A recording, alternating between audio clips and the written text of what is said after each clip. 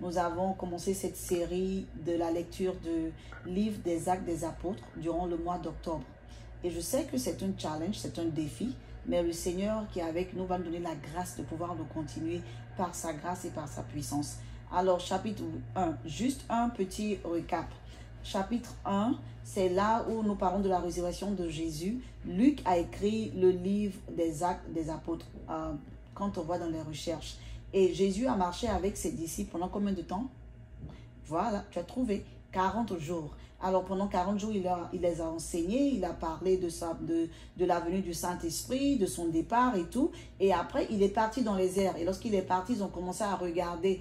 Et deux anges sont venus leur dire, ou deux personnes sont venues leur dire que ce temple que Jésus qui est parti, Jésus-Christ, c'est comme ça qu'il va revenir.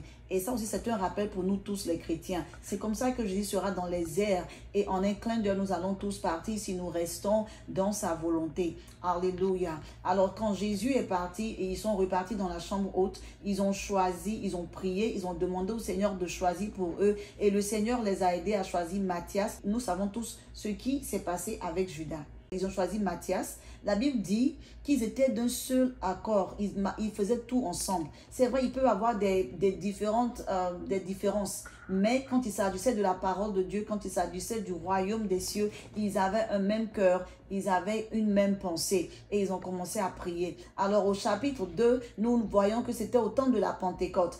Pentecôte signifie 50e. Cela veut dire qu'au 50e jour après la Pâque, c'est là que le Saint-Esprit est tombé sur eux. C'est là que des langues de feu sont venues et le Saint-Esprit leur a donné de s'exprimer. Et la Bible déclare qu'ils étaient en train de parler dans différentes langues. Et tout le monde qui était là, il y a eu des gens de différentes nations qui étaient là pour cet événement de la Pentecôte. Mais ce jour-là, c'était une Pentecôte différente parce que les disciples étaient en train de parler dans les langues étrangères. Et les autres pouvaient entendre, ils ont dit, mais ça c'est notre langue qu'ils sont en train de parler. Et c'est comme ça qu'ils ont compris que Jésus était le roi des rois, que Jésus qu'ils avaient crucifié est ressuscité, est vivant. Je me rappelle l'histoire de la tour de Babel. Ils étaient en train de se mettre ensemble pour aller construire une tour de Babel et le Seigneur les a divisés. Mais là, dans la venue du Saint-Esprit, le Seigneur les a unis en ayant les apôtres qui sont en train de parler les mêmes langues. C'est merveilleux.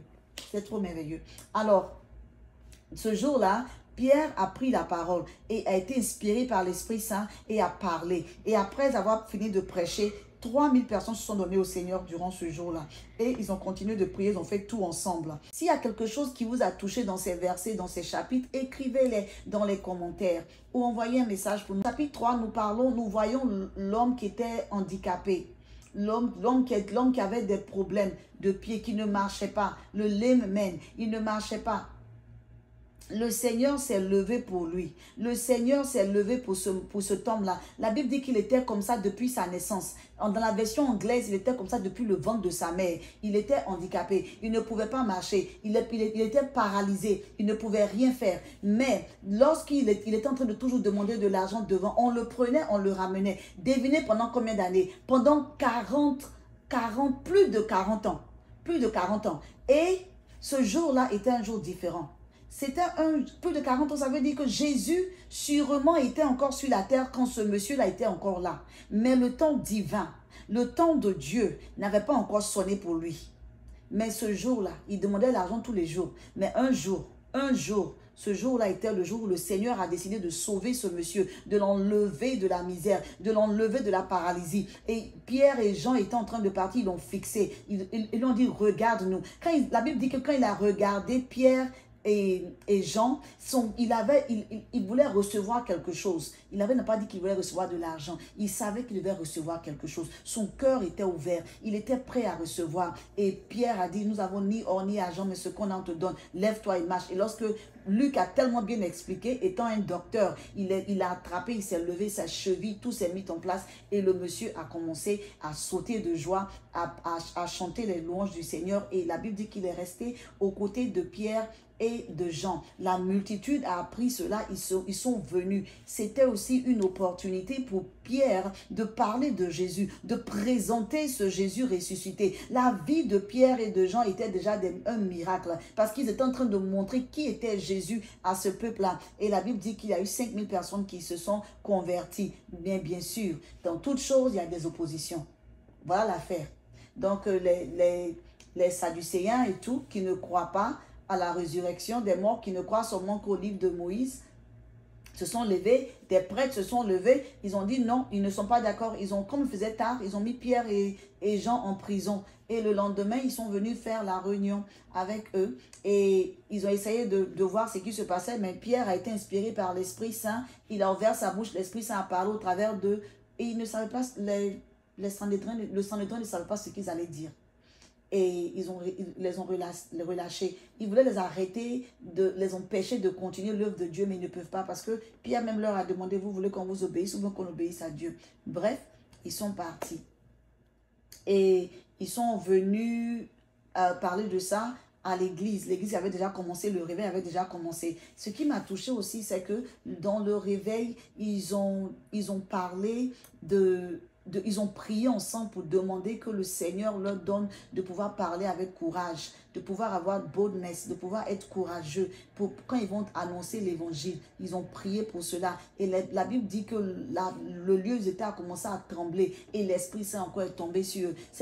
Ça montre l'unité et l'importance de demeurer dans la prière quand tu attends quelque chose de Dieu, de garder tes regards vers le Seigneur. Il y a beaucoup d'entre nous qui sont là, qui m'écoutent actuellement et qui me disent, qui vont se dire, ah, est-ce que j'obéis vraiment? Souvent, tu es là, le Seigneur te dit, prie pour ce malade. Le Seigneur te dit, parle de moi à telle personne. Tu as honte. Tu te dis, non, est-ce que c'est la peine? Et si je prie que la personne n'est pas guérie? Et si je parle de Jésus, la personne n'a pas compris? La personne ne veut pas. Ce n'est pas ton devoir de toucher les cœurs. C'est Jésus qui touche les cœurs. C'est le Saint-Esprit qui touche les cœurs. Toi, tu obéis et tu mets la semence. Que le Seigneur te bénisse. Alors, on va commencer au chapitre 5. Est-ce que j'ai parlé de lorsque l'Esprit Saint est descendu, ils étaient assis.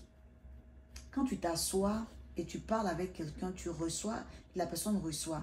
Et la Bible dit qu'ils étaient assis, tous assis à la chambre haute. C'est un mystère. C'est très important souvent de s'asseoir et puis d'attendre de recevoir de l'Esprit Saint avant de se lever pour aller faire quelque chose. Le Seigneur nous répond chaque fois. Et le monsieur aussi qui était à la porte de la belle, du temple qui a été délivré, il était comme ça pendant 40 ans. Souvent, il y a quelqu'un peut-être qui se demande à quand je vais sortir de ces problèmes, quel jour je vais m'en sortir, quel jour je vais avoir telle chose ou telle chose. Le problème, c'est pas à quand. Le problème, c'est comment je peux rester dans les voies du Seigneur, comment je peux garder mes regards sur le Seigneur, parce que je sais qu'il a des projets et des plans pour moi, des plans de bonheur et non de malheur. Et lorsque je m'accroche à lui et je reste dans ses voies et je reste dans une intimité avec lui, je recevrai ce qu'il a pour moi, pour sa gloire.